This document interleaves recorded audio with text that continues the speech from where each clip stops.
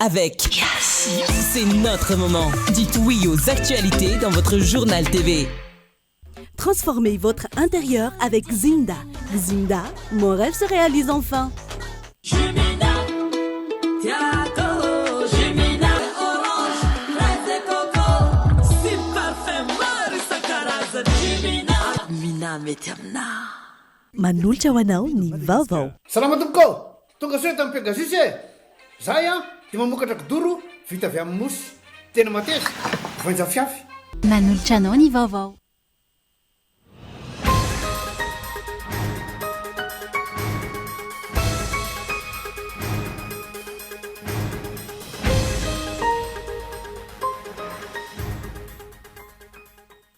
Andrehetro maly tamin'ny raika amby folo ora alina ro trano manara teo ambonin'ny fasana fito miandalana izay nanafenan'ireo mpanjaka teny amin'ny rovana Ambohidratrimo Marovatana. Tsy voatery andro didim-pitsarana intsony no fandraisana fanapa-kevitra momba ny olana ara-tany manomboka izao vony minisitra tompon'andraikitra. Nisy ny komity natsangana izay isahana ny momba izay. Mila fainganana ireo fanadiadiana sy fitsirihana mahakasika ireo raharaha mafana efa nanokafana fanadiadiana hoy ny mpanao politika. Tsy natao hitadiavam-bola ny fivarotam-panafody hoy ny filohan'ny filan-kevitry no lafitry ny farmasianina. Tsy toy ny etam-barotra rehetra io ary misy lalàna amin'ny fiazy sy miatra amin'ireo izay minia mandika lalàna. Anovelany isanvelatra hatrany tao anatin'ny raika amby folo taona ny tsena ny fivarotana fitaovana mpiadiana maneran-tany. Tamin'ny taona 2020 nahatratra $710 lafitrisany fandaniana raha miaramila maneran-tany ka isan'ny voankazo izany ny tao Soudan sy Ukraine. Ny antsy priandreo.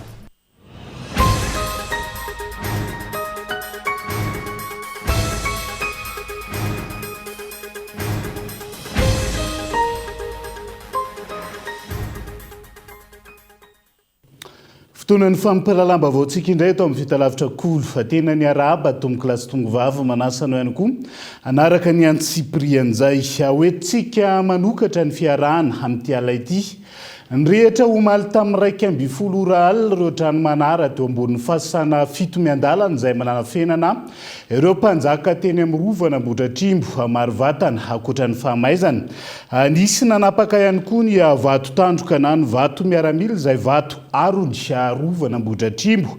Hatrany izay sokajiana ho fanimbana asina ho ny adimbony be mihisatra ka tokony andraisana fepetra enitra raha ny fanio-kevitra nentin'izy ireo tamin'ity andro anty. Daniela Minaso.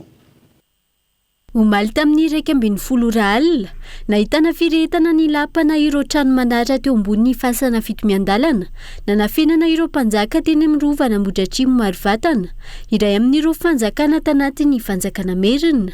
Ankoatra ny fahamaizan'ny lapa, nisy nanapaka ihany koa ny vato tandroka na ny vato miaramila izay vato atron'ny rovana Ambohidratrimo. Nahitana tavoahangy misy petrôla na solitany ihany koa ny teny amin'ny manodidina. Tranga izay sokajiana ho sompatra, ho ny filohan'ny dimbiny be misatra. Raha ny fomba fijery moa zany dia ireo mpanimba asina moa zany ny filava azy. Ireo zany dia efa hatramin'izay ireo nefa nanoa izay tsy hitsanganana ity vohatra ity. Ary ity vohatra ity zany dia anisan'ilay vohatra masina izay anatin'ny tendrombohitra 12 izay anisan'ny toeran'ireo razam-panjakana izay navory an'ity firenena ity dia mbola ao foana ireo olona izay tsy manaiky mihitsy ngamba ny ananganana an'ity vohatra ity. Ny afo moa na hatramin'izao raha mbola hitanao tazana tsara io mbola misy midonaka io foana izy. Ohatrohatry izao foana zany hoe misy midonaka satria le hazo le an'ireny Daholo mantsy ny tao, le hazo ambora, le hazo le hazo ala be ireny nanaovana azy teo. Dia io izy mbola io mirehitra aketony mbola misy midonaka kely io ary izy. Mazava ho azy ho zany fa nanomboka nanajary an'ity toerana ity izay voatendriny zanahary, voatendriny razana. Ataony hoe dimbym-be misatra. Izay ara-dalàna natrehan'ny lalàna zany amin'ny lafiny rehetrarehetra. Dia hasina no tena voiziny eto amin'ity rovana Ambohidratrimo ity ary fanajariana ny asiny eto dia mazava ho azy fa raha misy famotehana ny foto-drafitr'asa ohatran'izao dia ezaka anombanana izay asina izay. Nefa niaraka ny voalazan'ny présidentny filohan'ny fikambanana dimbym-be misatra teo dia tsy manakana anay hanohy ny asa akory izany satria hasina ny eto ny asina tsy levon'ny afo akory fa izao sotasota sy sombatra ohatran'izao dia mbola mampirisika anay mameheranay bebe koa anio ny asanay satria matoa misy manimba zavatra ohatran'izao zavatra najasy natsangana dia fantatra zareo fahavalo zany fa atahorana le izy dia izany piteny. Taorian'ny famaizan'ny rovana Ambohidratrimo alina tonga teny an-toerana ireo tompon'andraikitra maro samihafa avy amin'ny ministeran'ny serasera sy ny kolontsaina tarian'ny departemanta misanany vakoka, ny ministry ny serasera sy ny kolontsaina, ny lehibe ny fatra Analamanga nijery ny zava-nisy manadiady ny antony niteraka ny famaizana. Fahaverezana lehibe eo amin'ny kolontsaina malagasy ny famaizana lapataka izao hiatra ny tompon'andraikitra antony namafisana ny fepetra fiarovana ireo rova tsy ho an'ny rovana Ambohidratrimo ihany fa no an'ireo rova ivelana Antananarivo ihany koa. Isan'izany ohatra ny fametrahana mpitandro filaminana amin'ireo vakoka rehetra manerana ny Madagasikara. Mazava ho aizy fa ny fepetra dia efa maromaro ny fepetra ho raisina. Tsy ho an'ny Ambohidratrimo ihany fa ho an'ny rova sy ivelany Ambohidratrimo. Indrindra ohatra ny hoe rovan'ny Ambohimanga ohatra efa nifampiresaka izay sy ny taleha miaraka amin'ireo tompon'andraikitra hoe tsy maintsy ho renforcena ny sécurité-any ohatr'izay koa ny any tongona ohatr'izay koa ny any lafy ato zany tsy maintsy misy drafitra ho apetraka mba hanamafy an'izay ataontsika hoe sécurité izay. Ary faharoan'izay koa tsy maintsy eritreretina ny fanamboarana. Any hoe efa misy zavatra mitranga ohatr'izao dia ny BAP no milatsaka iny toerana efa eo zareo efa manao ny fanadiadiana mino izay fa tsy maintsy ho fantatra raha ohatra tsy maintsy ho fantatra hoe inona marina ny responsabilité ao anatiny. Fa raha misy olona atao ambadika atao na vondron'olona dia mino izay fa tsy maintsy ho hita hoe iza daholo olona. Andrasana hatreto ny vali ny fanadiadiana mikasika ity raharaha famaizan'ny rovana Ambohidratrimo ity. Tsy voazao noho nisy famaizana rova tahaka izao teto Madagasikara saingy tsy tapopokany tony sy ny tena valiny fanadiadiana. Ankilany, isy ho an'ny rahampitso ny fivoriana voalohany arahan'ny ministeran'ny serasera sy ny kolontsaina amin'ireo komity, ny solotena avy amin'ny komuna sy ny fatra Analamanga ary ny fikambanana maro samihafa izay manana andraikitra sy anjara tandrifo fanarenana ny rovana Ambohidratrimo. Isany koa ny zoma izao ny hetsika famerenan-kasina ny rova izay anomboka amin'ny sivora maraina.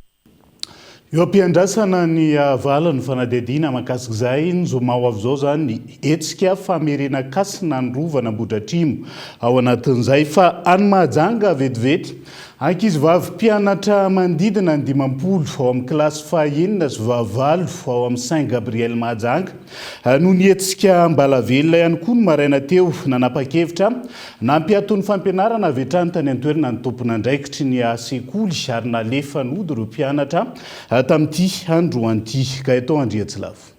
Ankizy vavy mpianatra manodidina ny 50 no ny hetsika mbalavelona tao amin'ny Saint Gabriel Mahajanga ny maraina teo tokony ho tamin'ny fitora fotoana fananganan-tsaina.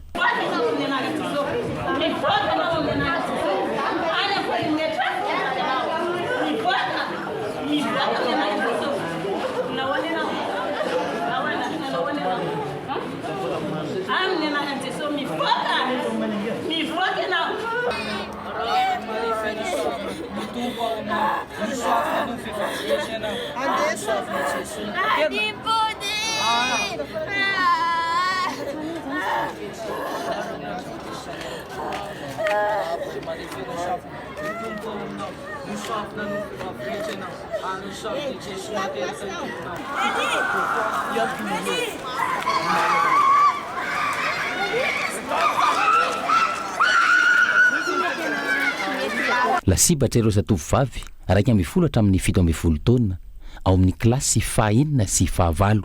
Noraisina ny fepetra ka nahaty vonjomaika ny fampianarana. Isy ny lamesa iarany rehetra eo anivon'ny sekoly rahampitso maraina. Araha maso akaiky kosa ny toe-pahasalamana ireo mpianatra ireo.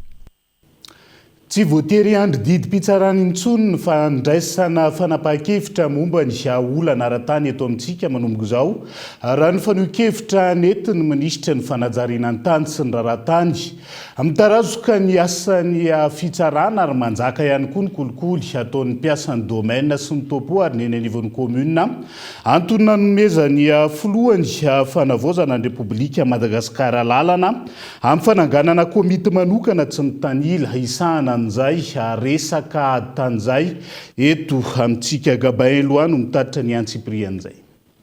Isan'ny antony lehibe tsy mahavoavaha ny olona tany eto Madagasikara ny fomba fiasan'ny fitsarana eto amintsika, hoy ny ministry ny fanajariana ny tany sy ny raharahantany raha ny tsikira mafy ny tandrevaka ataony rafi-pitsarana amin'ny fandraisana fepetra toy ny famoahana ny didim-pitsarana momba ny raharahantany. Diso efa ela loatra sy lany daty ny lalana sasany hoy izy ka tsy mety amin'ny vahoaka no sady tsy mifanaraka amin'ny zavamisy amin'ny vanim-potoana ankehitriny ka mendrika ovaina izany hoy ny fanamarihana. Ny olana miady amin'ny fitsarana roapolo taona mahery ady iny dika zany hoe tsy efa tsy efikasy tsony zany fitsarana tsy tena efa tsy efikasy tsony iny ilana an'izany tsara ao androany ny marina ray ihany raha tena mahay anao 2 jours angamba dia fantatrinao ny marina dossier vety mifananantany efa complet iala am'izany mamoaka didy hafa roapolo taona tena efa misy maty azy efa misy very fananina satria miasa ny vola lasa ny tsy tompony reny nandresy zay zany tiako zay tena tokony adrivanareo mafy le icontournena an'io didim-pitsarana resaka tany io. Ankoatry ny eo anivon'ny fitsarana manampitrotraka ihany koa hoy izy ny fisiany kolikoly sy ny toetsaina tia kely ataony mpiasa ny sampandraharaha ny fananantany sy ny fandrefesantany na ny domaine sy topo miaraka amin'ireo eo anivon'ny commune izay isany manana andraikitra amin'ny fanomezana ny tany ihany koa. Fanavaozana izao ka tokony ovaina ihany koa miaraka amin'izay ny fomba fiasa izay tsy nety ary handray fepetra ny ministera ho an'ireo izay mbola minima noho izany fomba ratsy izany raha ny fanazavana hatrany. Ianareo mpiasa na topo domaine itsika namana fitsarana, ianareo mpitantana ny commune mpikirakira ny tany rehetrarehetra mba tsaharantsika amin'izay ity fanomezana zavatra tsy ara-drarina sy tsy ara-dalàna ho an'ny vahoaka malagasy. Oka zay tena marina sy ny rariny ihany no ampiarana fa matoa misy ny aditany, misy ny mangalatra, dia misy koa ny omentsika ny an'olona. Omentsika hoe zahay ao amin'ny domaine topo, ianareo fitsarana, ianareo amin'ny commune, ka mba atsaharontsika amin'izay fa tena hasina fiarah-miasa amin'ny vonim-baoka isam-paritra ny fokon'olona hanerena hoe zay tena tompony ihany nomentsika ny tany. Zay zany ny vaholana ho resintsika manomboka zao. Tena tsy hisy indrafotsy sy resadresaka fa zay tena rariny ihany ny rariny. Hiadina amin'ireo tandrevaka sy ireo endrika kolokolo voalaza ireo hatsangana ny komity eo anivon'ny district izay efa misy rafitra ara-dalàna na ny OMC. Ity rafitra ity no mijery akaiky sy midina ifotony rehefa misy trangana aditany mifampiraraha amin'ny vahoaka mijery ny marina ary iny no tapahana ho vaholana. Amin'izay fotoana tsy ionona ary tsy voatery hiandry ny didim-pitsarana intsony fa izay tapaka ny OMC anifotony no tanterahany. Raha ny fanazavana baiko ny filohan'ny fanavaozana sy ny finiavan'ny ministera ny fanajariana ny tany sy ny raharahantany no antony irosoana amin'izao fanapahan-kevitra izao. Fa ho fandraisana anjara amin'ny fanavaozana ny raharatany eto Madagasikara izay hatrany.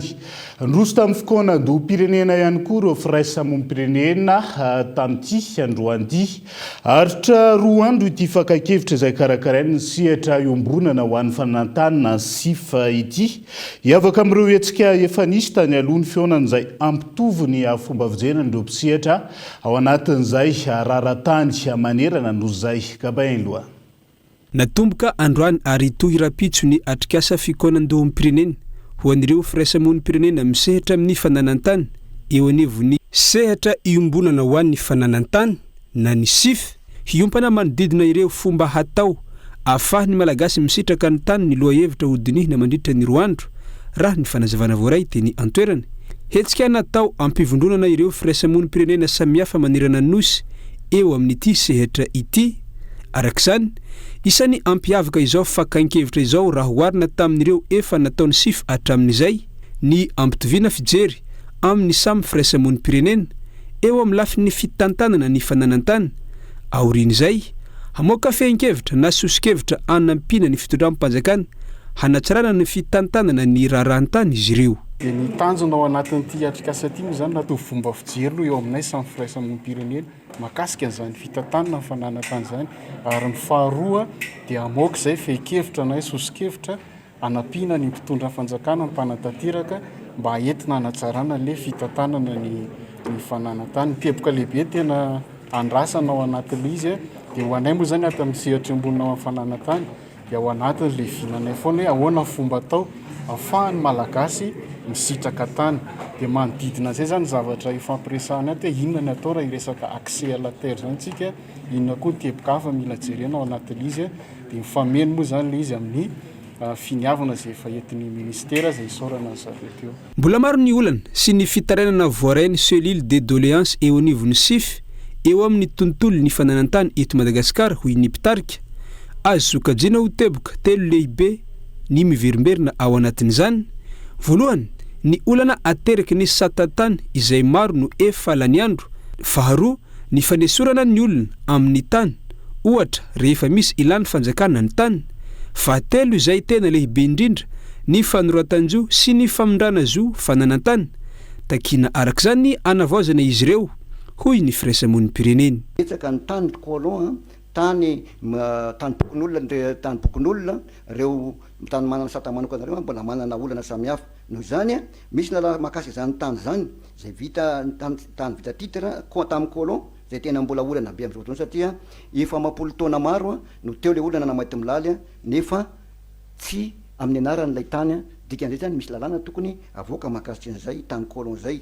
Ezaka atao amin'ny koa ny famerenana ny tany izay ibodon'olona marina fa ny SIF rehefa nanango nareo angom-baovao atotam-baovao mahakasika ny olona fananantany to Madagasikara dia misy boky matevina be zay zany hoe be dia be zany ao anatin'io satria zany 20 taona zany dia efa ataontsika hoe manana ny fiandrianany manokana zany raha natao zay hoe angotra ikefa na lay capitalisation zay ny SIF eto Madagasikara. Isan'ny atrika ity fanokafana ny fionam-be ity ny tompony andraikitra maromaro eo anivon'ny ministera ny fanajariana ny tany sy ny raharahantany izay notorian'ny ministra sy ny teo anivon'ny ministera misahana ny fanavaozana.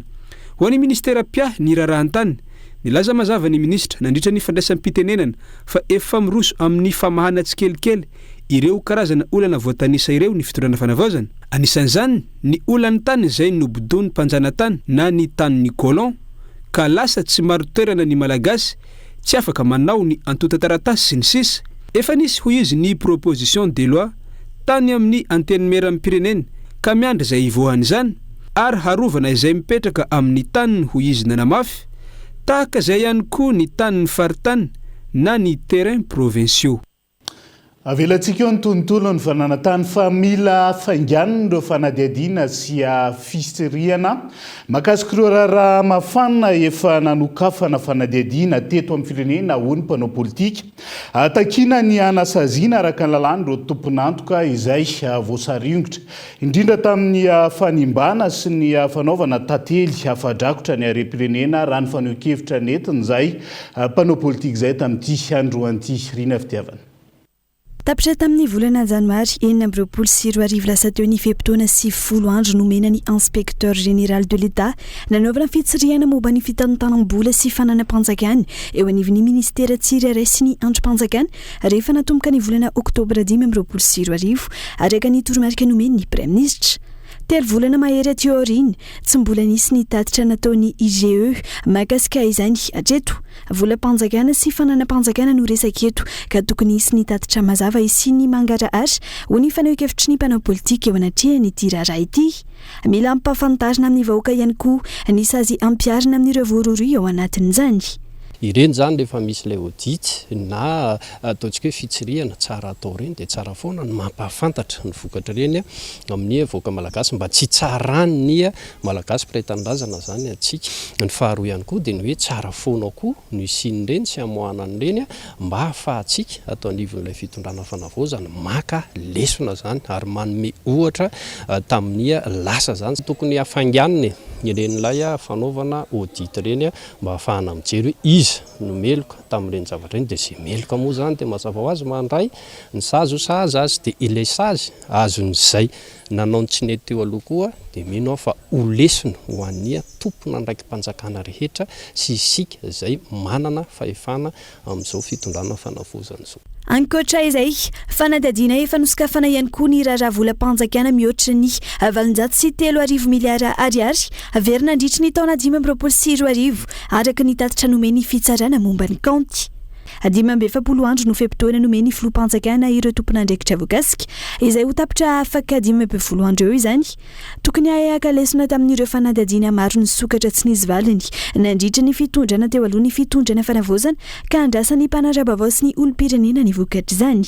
Mbola tsy tapitra moa zany lay 12 andro fa miandry zany tsika amin'izao fotoana izao ny rarina dia ny hoe isy vokatra tsara ireny lay tatitra nataon'ny Cour des comptes reny. Inona moa zany ilay vokatra tsara fa dia hoe ahafantarana an'izay tompon'antoka rehetra tamin'ireny, ahafantarana ihany koa hoe natao aiza ireo lay volam-bahoaka sy fitaovam-bahoaka ireo satria volam-bahoaka sy fitaovam-bahoaka no resahantsika eto dikan'izay samy tompony dia tokony samy sarotina ary tsy tokony isy tompotrano miony koa fa samy afantatra izay mety nampiasana sy nanodikodonana an'ireny zavatra rehetrarehetra ireny. Tsy aivina fiara-panjakana ny zatony maro no voalaza fa tsy hita popoka nandritra ny tatitra ny fitsarana momba ny kaonty.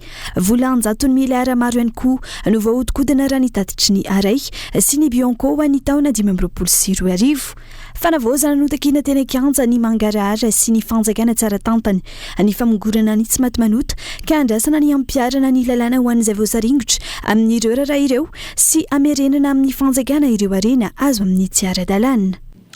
Mila omendanja ny voka-pikarohana malagasy raha tiana ny ampiroboroboana ny fikarohana izy fiatraikany amin'ny fampandrosoana ny firenena. Antony nanokanany teo anivon'ny Université n'Antananarivo sihatra hitondrana avo izay voka-pikarohana izay mandritra ny Salon de la Recherche ny fafito sy fahavalon'ny volana May ho avy izao hampafantarina ireo voka-pikarohana malagasy ireo.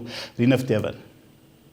Manan-karena voka-pikarohana ny mpikaroka malagasy saingy lesoka ny tsy fahafantarana izany ka mipirina ny anaty tranomboky na mijanona ho taratasy ihany izy ireny.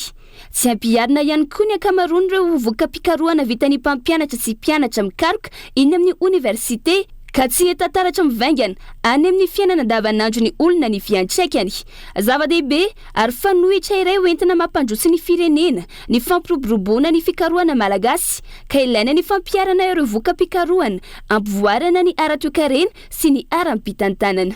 Ny ankabetsahany voka-pikarohana indrindra ny amin'ny sehatra siantifika dia matetika lasan'ny vahiny no miazakazaka miara-miasa ary profon'izany angamba ny zava-misy ankehitriny ny vahiny tena miazakazaka mihitsy mangataka fiara-miasa amin'ny Université n'Antananarivo amin'ny lafin'izay fikarohana izay.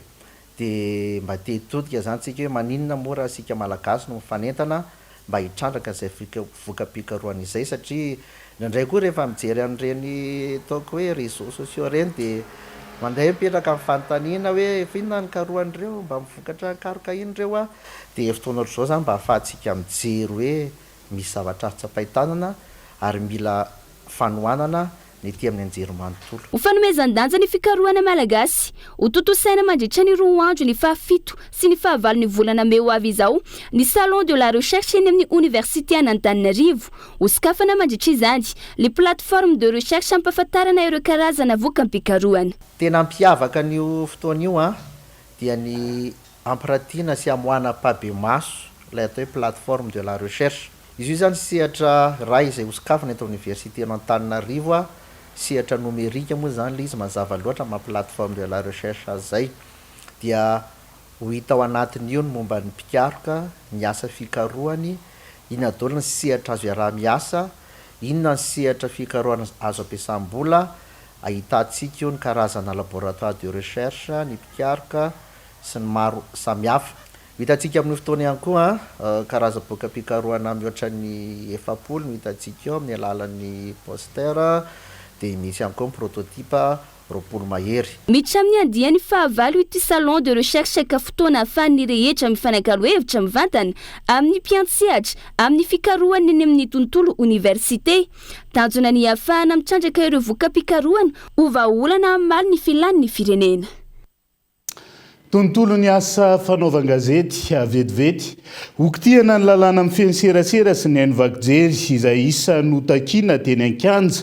Hoy ny ministra ny serasera sy ny kolotsaina nandritra ny fanokafana tamin'ny fomba ofisialy ny herinandro ny fankalazana ny andro iraisam-pirenena ho an'ny fahalalahany asa fanaovan-gazety androany. Tsy ho fankalazana tsotra toy ny isan-taona no atao fa isy ireo hetsika samihafa toy ny fankasitrahana ireo mpanao gazety izay navita be teo amin'ny tontolo nizay asa fanaovan-gazety zay. Andao rahantsika ny fanampanazavana. Kitritsika zany voalohany an'io lalàna mifian'ny serasera sy ny vakijery. Io lalàna io dia efa nankatoava finan-kevitry ny gouvernemanta ary efa miditra any amin'ny finan-kevitry ny ministra amin'ny fotoana izao ary irarinay mba ho ampidirina amin'ny antemera-pirenena amin'ny fivriana ara-potoana voalohany antemera-pirenena amin'ny volana May sy volana Jona izany lalàna. Zany hoe misy teboka vitsivitsy ao izay ahitsy. Iza nanitsy an'izy io? Tsy ny ministra na ny ministera no nanitsy azy fa misy fakakevitra izay natao tany amin'ny faritra dia narafitra izany. Misy fakakevitra izay natao Teto-Antananarivo dia narafitra izany. Ary ny comité d'ad hoc izay tsy ministera na ny ministra nisafidy azy fa nareo samy mpanao gazety izay vory tany amin'ny fotoana ihany no safidy amin'ny comité d'ad hoc ireo ary ireo no nambolavolan'izay mandrafitra amin'izao fotoana izao dia anaovantsika amin'ny fanitsina. Fanatsarana ny asa fanaovan-gazety zay fa fanatsarana ny fahitalavim-panjakana ny haino amanjerim-panjakana ihany koa. Tafiditra ao anatin'izay nanolotra fitaovana ho an'ny haino amanjerim-panjakana tetsy Anosy. Manisitra ny fampiroboroboana ny haitao arakajy mirindra postra ary ny fifandraisan-davitra androany. Isan'ny tanjona ao anatin'izay ny hanatsarana ny kalitaon'ny vokatra hoentiny ity haino amanjerim-panjakana ity ho an'ny vahoaka malagasy. Daniela Minotso. Manana manam-pahaizana saingy tsy ampy ary ory fitaovana ny haino amanjerim-panjakana eto amintsika. Tratra oriana ihany koa raha ny eo amin'ny lafiny nomerika. Antony nanomezan'ny ministeran'ny fampiroboroboana ny haitao arakajy mirindra ny postra ary ny fifandraisan-davitra fitaovana toy ny ordinateur ho an'ny haino amanjerim-panjakana tamin'ity androany ity hanatsarana ny kalitaon'ny vokatra hoentiny ho an'ny vahoaka malagasy sy vakivolo.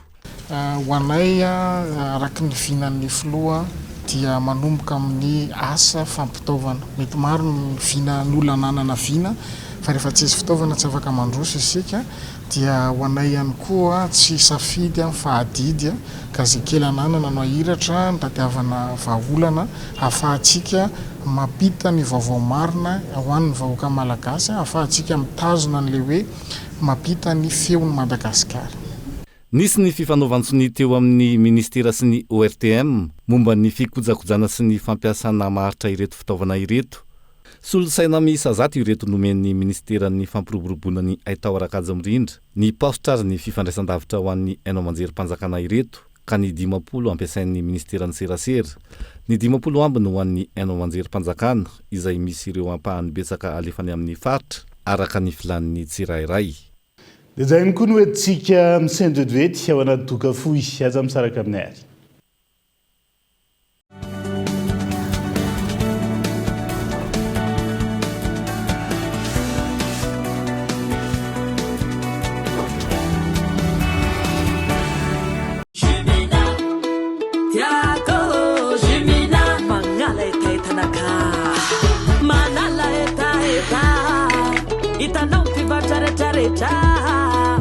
Melhor qualité, me toda vitamina C. Jimena, ni guten natural, let's pirati fatenga reella. Café orange, fraise coco, sim parfum marisa caraza. Jimena, avviane roche, alle tenga toche. Mina metamna. Salama tompoko, tonga soa tamin'ny Pegasus zay dia mamokatra kidoro vita avy amin'ny mosy tena mateza voenja fiafy manitsy azy ndamosina ary manampy amin'ny fitsaboana azy fonina azy safidianana tsy tiany bibikely io tsy mandray lelanafo azo andalorana azo atao conseil ho anakanapena mety boela gilet de sauvetage ary mbola misy tapis masolotsi amin'ny loko isan-karazany tsy mifidy toerana n'aiza n'aiza mahatapy soka mora diovina sady tsy matahotra rano nefa malefaka Pegasus dia mbola manana canapé sady fandrina ary isolant thermique le mampangatsiatsika ny atotrano amin'ny andro mafana sy miazona ny hafanana amin'ny andro mangatsiaka dia tonga avaralina fa misy refzetiny Aizé ataontsika bobaka ho alay mega vava be yellow 2500 misy data 2,4 giga isurfena milaminy 1,2 giga manakerin'ny tontolo andro ary 1,2 giga ampiasaina manomboka amin'ny 10 real hatramin'ny 9 ora maraina ny vidiny 2500 ariary montsy dia kife ho aingana ny yellow 2500 tsindriony dièse 322 étoile 69 dièse na midi ram super app yes et moi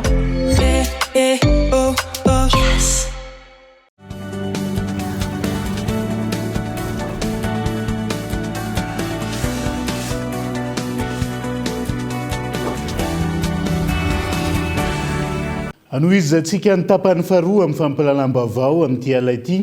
Maro ireo mihevitra fa natao hitadiavam-bola ny fivarota-panafody ahoan'ny filohan'ny filakevitry no lafitra ny farmasianina. Tsy toy ny tambarotra rehetra ny fanafody ary misy ny lalàna mifehy miatra amin'ireo izay minihy mandiky izay. Mikasika ny fivarota-panafody indray araka izany no entina aminao ato anatin'izany ampandarana hita sire ho an'ny Androany Entsora Soarimalala.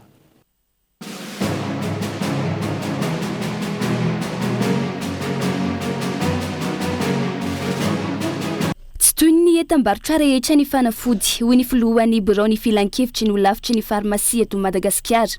Misy ireo mihevitra fa natao fitadiavam-bola ny fanafody hoy izy. Ny targetra ao anatin'ny fizarana fanafody dia ny fahasalamam-bahoaka. Anisan'ny mbola olana teto amintsika hatramin'izay ny tsy fahampian'ny fampiofanana ho farmasien saingy efa nisy fiovarana izany amin'izao fotoana. Ny farmasianina dia eo amin'ny sokajany fanafody ny tena ahitana anazy. Zay rehetra mikasika ny fanafody dia tokony misy farmasianina avokoa satria maninona ny fanafody tompoko dia mila hazavana amintsika rehetra fa tsy toy ny tambarotra rehetra, tsy toy ny sira, ny siramamy, ny menaka, ny lafarinina sy ny vary fa dia zavatra akora iray izay entina hitsaboana ny vahoaka. Entina hitsaboana izy nefa mety misy loza terany raha ohatra ka tsy mety ny fikirakirana azy sy ny fihinanana azy. Dia izay no mahatonga ny farmasianina tena sarom-piaro ary tena entitra amin'ny toerana izay misy ny fanafody. Mbola mampametra-panontaniana ny maro ihany koa izy ny mahasamihafa ny dépôt de médicaments sy ny pharmacie. Rafitra iray izay noforonina vonjim-baika tamin'izany fotoana ny dépôt de médicaments ahafahan'ny olona any amin'ny toerana lavidalana misitraka fanafody noho ny tsy fahampiany ny pharmacie araky ny fanazavana.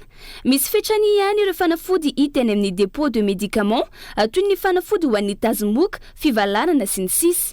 Dia mbola be dia be ihany koa ny vahoaka no mametra-panontaniana hoe inona no mahasamihafa ny dépôt de médicaments sy ny pharmacie. Ny pharmacie aloha zany ny voalohany indrindra dia io no rafitra izay tena manaraka ny fienitra rehetra ao anatin'ny fikirakirana ny fanafody sy ny fizarana ny fanafody. Fizarana hoy ao fa tsy fivarotana. Dia misy ny atao hoe dépôt de médicaments. Tamin'izany fotoana dia niforonina ny dépôt de médicaments izay rafitra iray vonjim-maika ahafahan'ny olona any amin'ny toerana lavidalana misitraka fanafody satria mbola tsy ampy ny isan'ny pharmacie dia mazava ho azy fa tokony afaka misitraka fanafody ny olona any amin'ireny toerana ireny.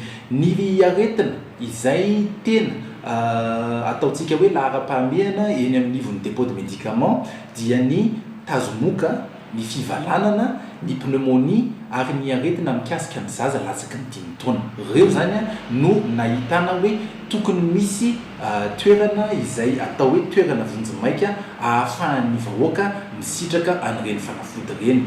Amin'ny ankapobeny, tsy toerana fivarotana fotsiny ny pharmacie fa ivitoerana iray manampy amin'ny fiarovana ny fahasalaman'ny vahoaka. Efa misy ny lalàna mifehy ny fivarotam-panafody ary misy ny sazy efa napetraky ny fitondram-panjakana ho an'ireo izay minihy mandika izany raha ny fanazavana hatrany. manamba indray sampana fampalalam-bavao amin'ny TLT dia tsy iza fandrematoa solony ainareo isy tompona andraikitra ny tetikasa tolotra mitsinjo miarabanao tonga soa atao anatin'ny fampalalam-bavao fiara-miasa ny iasy Madagasikara sy ny zay teo Madagasikara moa ty tolotra ity fa andao verenantsika ho an'ny mpanaraka ny fampalalam-bavao makasikasy. Ie fa miarabana namana mpanolotra ny vavao dia mpanaraka ny vavao ny tokantrano tsirairay avy any. Ny tolotra mitsinjo mihitsy izay maro no efa mahay anazy io fa maro ihany koa mbola tsy mahafantatra hoe aiza marina ny toerana tena ahitana anazy satria tena teto efa vahiny teto ny farany dia manontany ilay olona aiza ka ny toerana tena ahitana an'izy io ny toerana tena ahitana anazy dia ny botika iasy rehetra manerana Madagasikara afaka anjifanao an'izy io, afaka alohanao indray mandeha izy io na ilay mitsinjo izay tena ho tsindriana eto anio. Manahoana mahakasika an'izay mitsinjo izay ezahanao resahana manokana eto izay hoe manahoana mihitsy izany mahakasika an'izay satria maro dia maro ny liana amin'ilay tolotra. Ie, ilay mitsinjo izay moa hoe amin'ny mitsinjo izay izy telefôna azo aloha tsikelikely, izany hoe alohanao tsikelikely ilay finday 12 volana na 1 bolana manana safidy ny olona tsirairay. Ny fepetra takiana amin'ny olona rehetrarehetra dia mampiasa puce iasy izy ireo dia tsy misy vola avance na misy SOS crédit na mbola mandoa an'ireny fitaovana mibalika ireny satria misy an'ireny mibalika ireny ihany koa ao amin'ny iasy Madagasikara izay afaka aloto kelikely manana safidy. Ilay jiro manazava indray io. Jiro manazava indray iny tsy hibahana be amin'iny tsika satria ny finday na smartphone avo lenta matetika manetikitika ny sain'ny olona satria na ny mpampiasa na ny mpivelona amin'ny asa tsotra na ny mpianatra na ny rehetrarehetra izay mampiasa finday rehetrarehetra dia liana amin'io hoe aloto kelikely ilay izy. Misy karazana finday maro azo isafidianana nga ao anatin'ilay tolotra ilay izy. Misy finday anankitelo ny modèle misy ao Z2 A36 dia Z2 A76 4G dia Z2 A76 5G dia misy tsika maro dia maro manontany amin'ilay izy io hoe ohatrinona kay mipetra-bola voalohany farany ambany dia izay tsara tsindrika hoe petra-bola voalohany farany ambany indrindra amin'io satria misy petra-bola ilay izy dia afaka mitondra ilay finday modinareo manomboka amin'ny 5,4 eo tompoko ny petra-bola voalohany amin'izy io dia mitondra ilay finday mody. Tsy vitan'izay ihany hoe mandotsy kelikely amin'ny alalan'ny vola satria amin'ny voalohany ihany makeny amin'ny botika iasy ny olona tsirairay fa rehefa amin'ny andavanandro afaka alohany amin'ny alalan'ny vola ilay vola. Mahazo bonus data na hoe mahazo bonus méga ny olona isaky ny mandoa vola isan'andro ohatra raha alohanao isan'andro izy manana safidy ianao mahazo 250 méga, raha alohanao isan-kerinandro izy 1750 méga, raha alohanao isam-bolana izy mahazo 7500 méga zany isaka mandoa vola ilay olona dia mahazo io izany hoe tsy finday irery ny azonao fa mahazo méga ihany koa. Dia ohatrany hoe ilay méga ny tena vidiana sy aloha vola zany fa ilay finday efa omenanao amiraina mihitsy ny azahoanao an'ilay finday. Fanentanana farany ary. Fanentanana farany manentana an'ireo izay mbola tsy teny amin'ny iasy store na ny botika iasy raha te hanjifa ny tolotra mitsinjo rehefa tonga any amin'ny botika nareo dia miteny fotsiny hoe mitsinjo ny alehana ety eto daholo tompoko ny atota taratasy kara-panondro dia ny certificat de résidence na ny fanamarinam-ponenana dia ny puce iasy izay misoratra aminao ihany dia mandray anareo an-tanandrozy efa manentana antsika ho avy dia miazaka zahiny amin'ny botika iasy rehetrarehetra manerana Madagasikara. Sotra tompoko.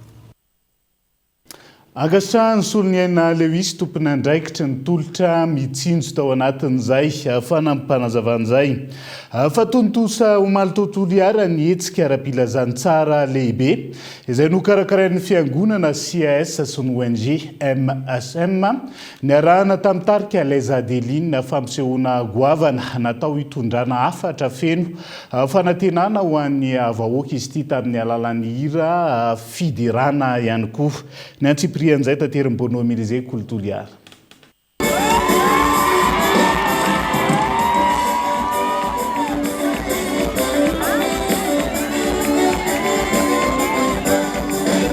Feno tanteraka ny toerana malalaky ny Jardin de la Mer nandritra ny rindrakira ara-pilazantsara sy fampisehoana miavaka ny arahana amin'ny tarika Lez Adeline no amafisy ny fiangonana CAS sy ny ONG MSM izay mpikarakara ity hetsika ity fa fombiazana tanteraka ny hetsika teto izay fitaovana mahery vaika ampitanina ny filazantsara sy fomba iray ampiraisana ny vahoaka eto Toliara.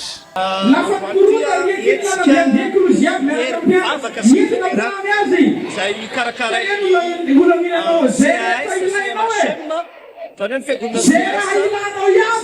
ONG MHM zay vahoaka ny Toliara ihany izy ty fa natao any vahoaka ny Toliara ray manontolo satria etsika lehibe zay iarahana mitarika les Adeline au grand complet miaraka mitarika les Adeline au grand complet no tonga eto Toliara no tonga eto zay tena hoe efa vahoaka be mihitsy ankehitriny antena hoe anome voninahitra an'Andriamanitra tsy mivahoaka kristianina ihany zany ranjanao anatin'izao fa tena hoe iantso an'ireo olona rehetra amin'ny alalan'ny fiderana sy mivavaka ao ataon'izany fahasoavana ity no hetsika voalohany sy goavana niarahany nitarika les Adeline amin'ny vahoaka ny Toliara tamin'ity taona ity. Raha ny fanazavana eto Toliara no nisantarana izao hetsika izao fa mbola itoy any amin'ireo faritra hafa manerana ny nosy ny dian'izy ireo ao anatin'ny hetsika herin'ny vavaka sy fiderana. Nitsidika ny distrika ny Beloha-sur-Tsirbina omaly misitra ny fambolena sy ny fahavitatena ara-tsakafo. Fitsidihana izay nifantoka tamin'ny fihainoana ny olana tantsasy sy ny fametrahana vahaolana maharitra indrindra manoloana ny olana sy mianjady amin'ny sehampiariana voanjo ao Menabe. Tafiditra anatin'ny ezaka fanamafisana ny sehatra ny fambolena ny fitsidihana izay niarahana tamin'ireo tompona ndraiky mpanjakana tao Menabe. Rahantsika ny Antsiprian'izay. Didina ifotony ny aona mivantana tamin'ireo tantsaha ny délégation nanotariny ministre no enoina akaiky tamin'izany ny fitaraina momba ny tsy fitovian'ny vidin'ny voanjo eny an-tsena sy ireo sakana amin'ny fivarotana vokatra. Na dia sehatra manan-kery ara-toakarena ara ny voanjo eto Menabe mbola voafehin'ny olana araravitra toy ny tsy fahampian'ny fanjinjana ny fanangonana sy ny fizarana vokatra ary ny fahalemeny firafitsy ny pisehatra. Nametsaka lara-pahamiana mazava ny ministera ka isan'izany ny fanatsarana ny rafitra ny fanangonana sy ny fivarotana, fanamafisana ny fandaminana ny tantsaha ary ny fanokafana tsena vaovao anomezana lanja bebe kokoa ny vokatra. Nisy ihany koa ny fanohanana mivantana ka nahazo fitaovana iadiana amin'ny bibikely mpanimba voly sy bisikileta ireo tantsaha na vita fiofanana. Famondrona an'ireo tantsaha ao anatina kooperativa ny fametrahana ihany koa ny groupement izay ahafahan'ireo sokajy ny mpisehatra rehetra miaraka mifanakalo hevitra sy mifanohana. Tafiditra amin'izany ny mpamboly, tafiditra amin'izany ny mpanampy vokatra, ny mpitatitra, tafiditra amin'izany ihany koa ny mpanondrana ary ny fanjakana moa tsy adino ao anatin'izay.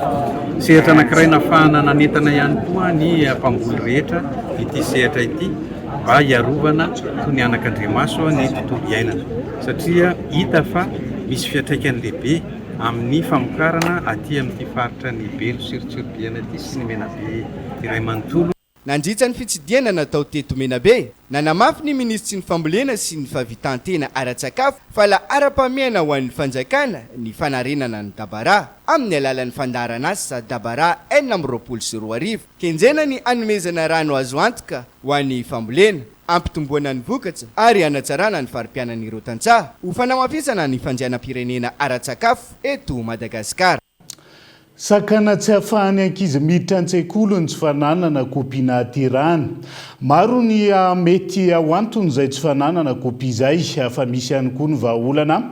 Horesahana ato anatiny kopianao ny momba izay androany ity zanam-pandarana ity izay anjara biriky eto ny Kolo TV FM amin'ny fanabeazana olom-pirenena. Kopianao.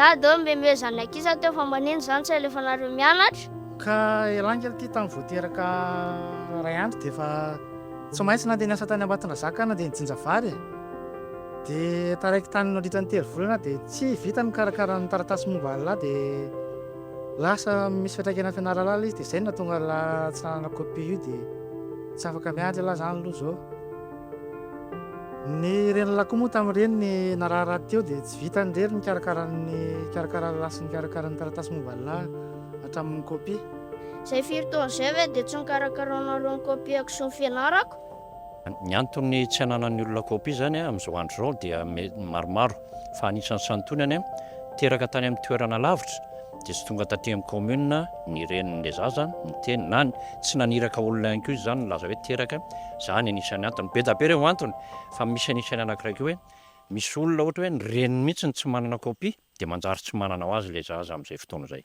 fa aza matahotra lahy fa tsy maintsy ampidina miandry lahy mitaom-pianarana manaraka koa dia ezaka hikarakara'ny taratasy momban'ny fampidirana lahy andry sy ny reny lahy amin'ny mitaom-pianarana manaraka koa aza matahotra lahy misy zavatra maro azo atao voalohany manao jugement supplétif ny commune matetika raha ny anay aloha dia manao isan-taona jugement supplétif fa raha tsy manao an'izay raha tsy misy an'ilay jugement supplétif isan-taona dia makany amin'ny tribonaly le any amin'ny tribonaly maka taratasy ato amin'ny commune tsona hoe fikaroana tsy nahitam-bokany hoe teraka teto amin'ny commune izy fa tsy navita copie dia manao hoe certificat de recherche infructueuse dia misy koa ao amin'ny lasazy milaza hoe mombamomba n'le zaza zany hoe lasa vavy tamin'ny oviana metera dia ny taratasy iny noentina makany amin'ny tribonaly ny tribonaly mamoaka didy hoe soroaty any anatin'ny bokin'ny commune fa teraka tamin'izao ty ankizy ty na ty olona lehibe ty zay ny fomba azo atao ny kopia lahy tsy maintsy azo amin'izay dia afaka miandra soamatsaozy ankizy lahy tandremindray sera dinonareo fianarako fa nareo man tsy le somary le very tadidy kely lesy fa aza matahotra lahy fa tsy maintsy tadidiky zany dia tsy maintsy miditra mianatra lahy dia antana amin'izay lahy aloha milalao fa tsisy anaovaka raha lahy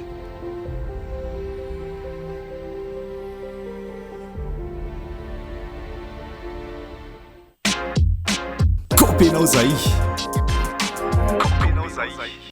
izay indray ny zanam-pandarana kopianao tamin'ity androanyity mila kopy ny ray aman-dreny fa zava-dehibe ny fananana n'izay kopia izay ireo vaovao nisongadina atao amin'ny page Facebook ny vaovao Kolo TV tamin'ity androanyity indray no andao rahantsika vetivety Ambodiady miaramila misa inona ny nanao fanafiana amin'ny tapiadina teo akaiky ny tetezana Ambodiady ny 20 aprily 2023 teo ka lasan'izy ireo tamin'izany ny vola mihoatra ny 770 tapitrisa ariary raha ny loharan'ny-baovao irakiraka miasa amina tompo-panjara solika iray anatitra io vola io any amin'ny banky no voaroba ny dimy tamin'ireo miaramila nandray anjara mivantana no efa voasambotra miaraka amina sivily misa 9 raha toka mbola misy ireo karoina mpiasa taloha mpamily camion citerne atao amin'io mpanjara solika io ny voalaza fa ato ny kotrika ny fanafiana teny nansana izy ireo no ny zara vola avy eo ifatratra ny gendarmerie ilay fiara sy moto misa 3 basy PA Makarov miaraka amin'ny bala 8 nampiasain'izy ireo niaraka tamin'ny vola 7 alina 9 sy 410 tapitrisa ariary tsy niandela namoaka fanambarana ny ministera ny 10 alin-da manameloka ny fietsika ivelan'ny asa manoloana ny tranga ny sina miaramila nandroba vola 770 tapitrisa ariary mahery teny Ambodiady manameloka tanteraka ny fanitsakitsahana ny lalàna sy ny tsy fanajana ny etika sy ny deontolojia mifehy azy ireo nataon'ireo miaramila ireo natao tandrokarony vozona ny tafika ka tsy azo ekena velively ny tranga mofady toy izao ary mampitandrina ireo sanatria mbola manana fikasan-dratsy mba hiverina amin'ny fanajana ny lalàna sy ny fitsipika ara-miaramila Ambopo na ato ny commune Antananarivo renivohitra ireo asa fanamboarana trano tsy nahazona lalana teny amin'ny faritry ny siten'ny mpianatra eny Ambopo nisy fiaramiasa teo amin'ny commune Antananarivo renivohitra sy ny Croix nandritra ny fidinan'ny filohan'ny délégation manokana teny Akatso sy Ambohipo ny zoma lasa teo nahitana ireo fanorenana tsy nahazon-dalana raha ny fanazavana trany nilaza ny teo anivon'ny commune Antananarivo renivohitra fa tsy ekena ny kaboraraka ary toy ny fitsiriana sy ny fandraisana fipetra manoloana ireo tsy fanaran-dalana ao Tsimiroro nidinay fotony tao Tsimiroro ny profesora Solofo Jonis niaraka tamin'ireo délégation notarihany ministry ny angofo sy ny akoranafo ny 20 aprily 2023 lasa teo nandritra izany nanaovan'izy ireo andrana ho famadiana ny menaka mavesatra ao an-toerana ho lasa pétrole conventionnel amin'ny alalan'ny fanapohana azy catalyseur aorin'ireo fitiliana samihafa izay ataony manam-pahaizana eo anivony antokon-draha ramisahana ny akoranafo sy izay totosain'ny profesora Slofzonis no irosoana amin'ny fampitoviana ny valiny. Majanga nanao hoe tsy pitakina teo anoloan'ny lapan'ny tanàna ny mpamily bajaja tao Majanga ny maraina teo. Fitakina 4 no napetraka izy ireo: ny fanafoanana ny fampianana ny licence d'exploitation, fanafoanana ny kapasité, fanafoanana ny rafitra kooperativa, fangatana toerana ofisialy iantsonana. Taorian'ny fampiresahana tamin'ny lefitry ny ben'ny tanàna, ny fanaraka ny rotonta, fanatanteraka fivorinana dabatra boribory, itadiavana vahaolana maharitra. Tonga tena toerana ihany koa ny mpitandro filaminana, nandamina ny fifamoivoizana sy ny antoka izay filaminan'izay. Any ivelany any Mali, nanamafy ny fitondrana malianina alina fa namoy ny ainy nandritry ny fanafiana ny toeram-ponenany tamin'ny sabotsy 20 aprily 2024 lasa teo ny ministry ny fiarovana Sadio Camara. Fanafiana ny raha nivondron'ny Pikomy, groupe de soutien à l'islam et aux musulmans, manana fifandraisana amin'ny Al-Qaïda sy ny Front de Libération de l'Azawad. Ireo toerana stratéjika ny fitondrana miaramila ao Mali no nokendrena tamin'io fanafiana io, toy ny Taokati ao akaiky ny Bamako izay nafatesany ity ministra ity, sy ny Taomopti sy Sevare ao amin'ny faritra voan'ny firenena, ary ny Tokidal any amin'ny faritra avaratra. Amin'izao fotoana efa voafehin'ireo mpampiorohoro ny tanànan'ny Kidal izay efa nalainy ireo manam-pahefana sivily sy miaramila maliana, niaraka tamin'ireo mpikambana ao anatin'ny fikambanana paramilitaire rosiana na Afrika Corps rehefa nisy ny fifampiraharahana raha ny loharanom-baovao. Dia izay ihany koa no entsika manakatona ny fiarahany indray an'ity ality anaiza misy anao ankasitrahany ianao nanaraka ny fampalalam-baovao hatramin'ny farany mandrapitafa ao amin'ny raha-pitsondray ary veloma tompoko.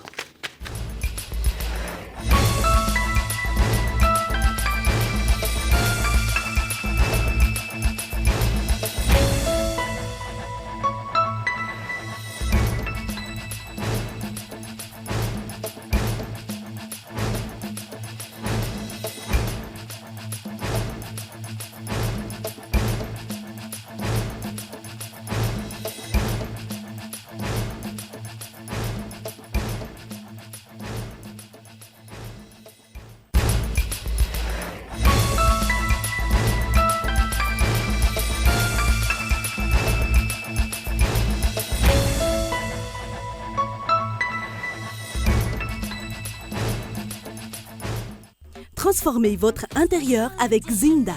Zinda, mon rêve se réalise enfin. Jumina, Tiago, Jumina, orange, fraise et coco, si parfum Marisa Caraza, Jumina, Mina Metiamna. Nanolotra ho anao teo ny vaovao. Salama tompoko, tonga soa tamin'ny Pegasus e. Zahay dia mamokatra kidoro vita avy amin'ny mosy. Tena mateza, voanja fiafy. Vous a présenté Ny vaovao. Avec Yes, c'est notre moment. Dites oui aux actualités dans votre journal TV.